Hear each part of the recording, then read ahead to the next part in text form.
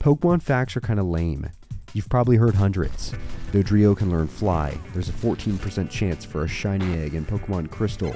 Sudowoodo will bounce away if you run from it. You can fish inside some of the Generation 1 gyms. You can cut grass with the HM. You can cut even more grass with Hyper Cutter. I think you get the point. That's why this is not a normal Pokemon fact video. I've searched the depths of the internet for the most obscure Pokemon information that exists, and I just keep finding more. I'm back after a few months off, and I hope you enjoy what I found.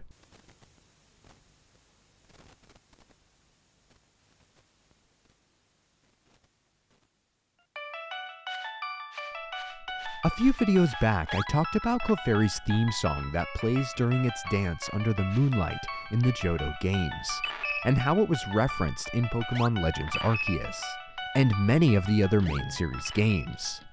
The remake of that cutscene in Pokemon Heart Gold and Soul Silver is by far my favorite though, and I stumbled upon something strange while looking deeper into it that I had never even heard talked about before.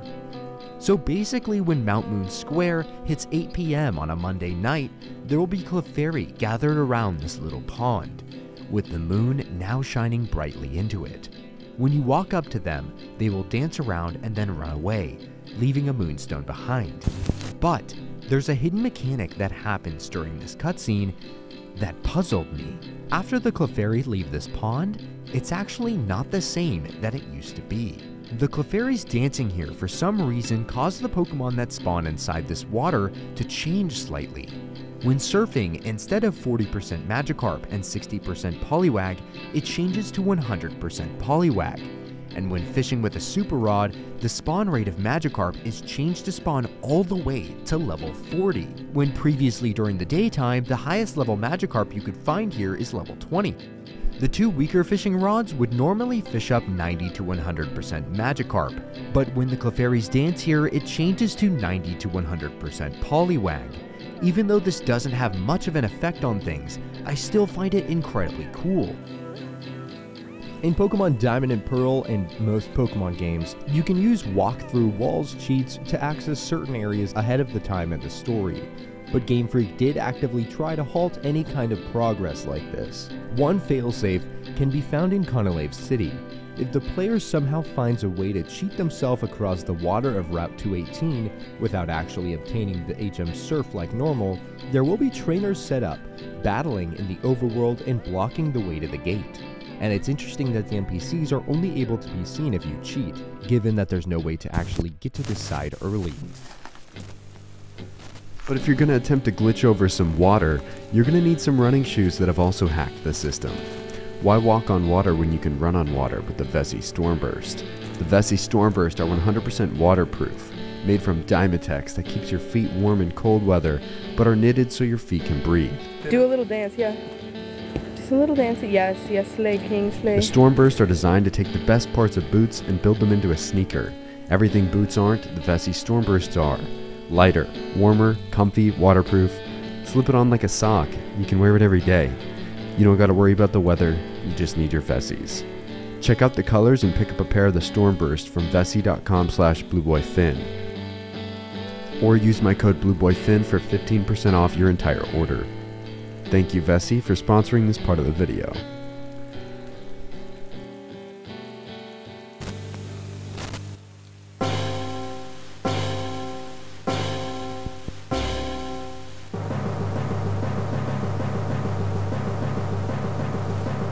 In most games, the legendary theme that plays is the exact same in either version of the game. What I mean by this is whether you're fighting Groudon or Kyogre, the legendary theme that will play during the battle is the exact same. It's just a legendary encounter theme. But if you listen closely during the legendary theme for Zekrom, it has a fill section where you can hear raging electricity in the background. Take a listen and see if you can hear.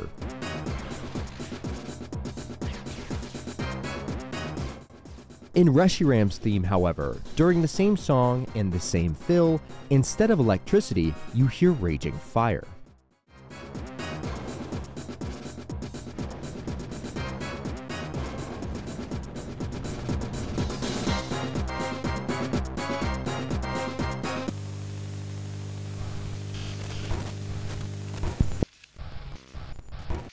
In Generation 3, during Wally's catching tutorial cutscene, if the Pokemon game is tampered with to somehow burn Wally's Zigzagoon, for some reason the burn status will not show up on Zigzagoon's health bar. There's actually quite a few interesting things that can happen with this cutscene due to its sequence-breaking nature. For example, not only can Wally's Ralts be shiny, which you've probably seen before, but so can his Zigzagoon, although neither will be shiny throughout the rest of the game when this cutscene ends.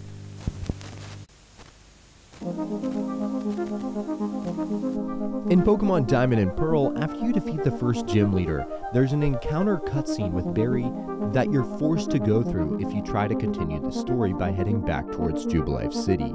But all he really does here is just bump into you and then leave. So whether this cutscene is actually important is debatable. The interesting thing, though, is that by healing at the Jubilife City Pokemon Center and then catching an Abra before you enter Sand Gym Town, if you manage to beat the first gym and then walk up to Route 207 and simply teleport back to Jubilife, you would actually skip this encounter entirely. The game will then continue on like normal, like nothing ever happened.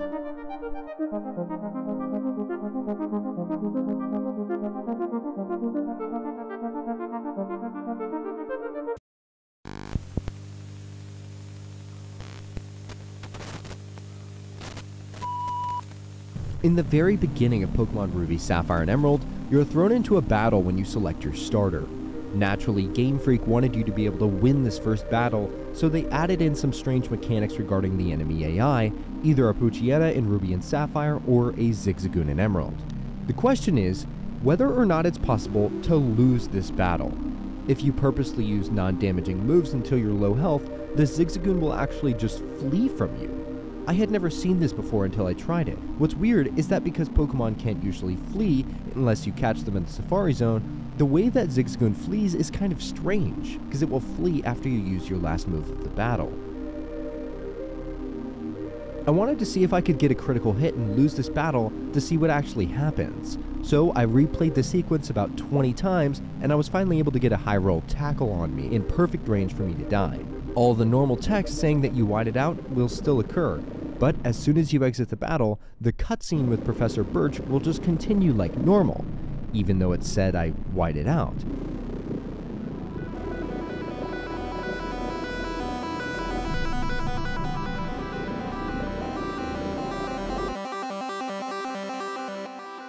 I have a small detail I doubt anybody watching this has ever noticed about the way you encounter Ho-Oh in this game.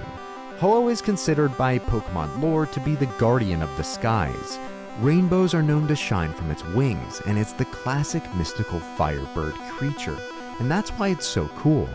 But the developers wanted you to feel this when you encountered this Pokemon, and as you ascended up Naval Rock to encounter Ho-Oh, you'll be greeted by a murky tower view. A slightly dim gray sky is peering down around you, until you encounter the legendary Ho-Oh, when the sky is turned into a much brighter, more inspiring fiery blue. But what truly shocked me is once you defeat Ho-Oh in battle, the entire sky stays this bright blue color. It permanently affects this area when it's encountered, and I've never seen any details like this in Pokemon before, and I think it's incredibly cool that it clears the sky, signifying its pure power to affect your game and the player so intentionally.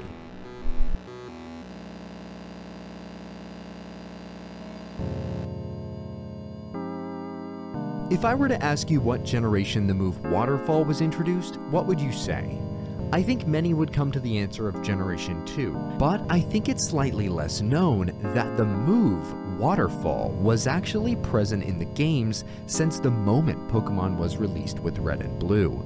It's the same move with the same base power, just without the ability to climb waterfalls. You see, the reason this was so well hidden is because Waterfall in this game was not a TM or an HM, or in the game very much at all. It was only able to be learned by 2 Pokemon out of the entire 151 roster, them being Goldeen and Seaking. On top of this, they didn't even learn the move until level 39, making it even more inaccessible since most people don't have a Sea King on their Elite Four team. But this one was news to me, and I wonder if you guys already knew this.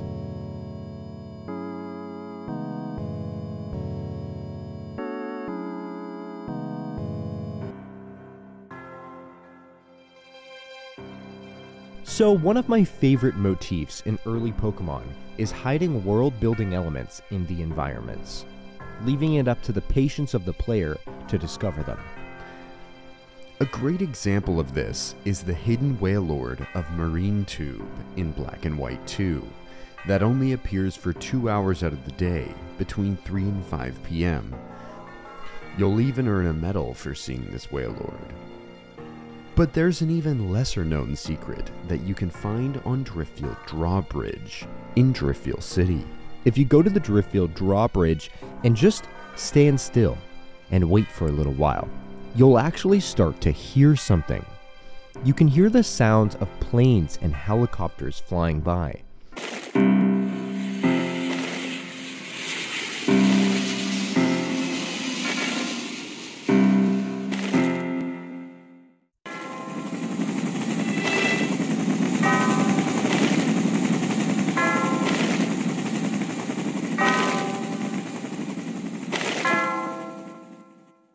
You can also hear the cry of Charizard. This is because the bridge is sometimes referred to as Charizard Bridge, so they snuck in a little nod towards that as well.